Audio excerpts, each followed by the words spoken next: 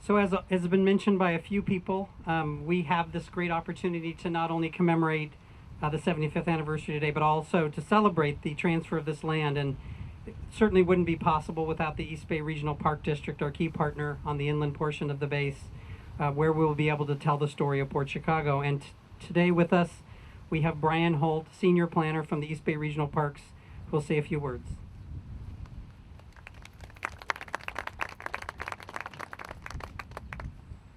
Good morning. Excuse me. Good morning. It's always an honor to be here. This is a special site, and I'm always cognizant of the fact that this is the final resting place of everybody who died here, and this is the memorial for Port Chicago.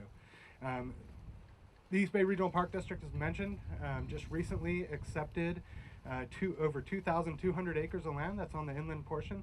This was the area of property that was acquired subsequent to the explosion to really provide for the on-site storage to make this site a more safe facility to be able to handle munitions. So there's a direct connection to the story here at Port Chicago, but it gives us an opportunity. You see the Army out here, still very active and not necessarily going to be leaving this site. But we need this story to get out, and we need to increase access to this story.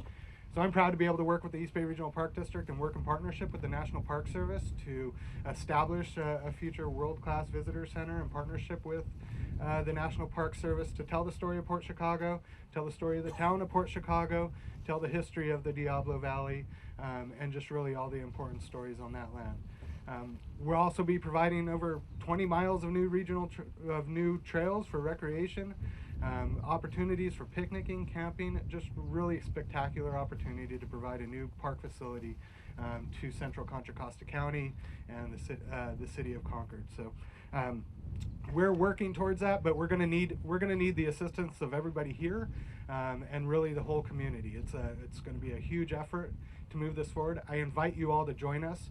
We're going to be moving forward a land use plan soon. We're going to be looking for every opportunity to implement the plans that we've seen, and I hope that we can keep this momentum going and really work towards doing that. I want to acknowledge my board member, Beverly Lane. This was an early vision of hers. She's been working on this for over 20 years, and it's really that type of vision that makes these sorts of things possible. So thank you, Beverly. Thank you, the National Park Service.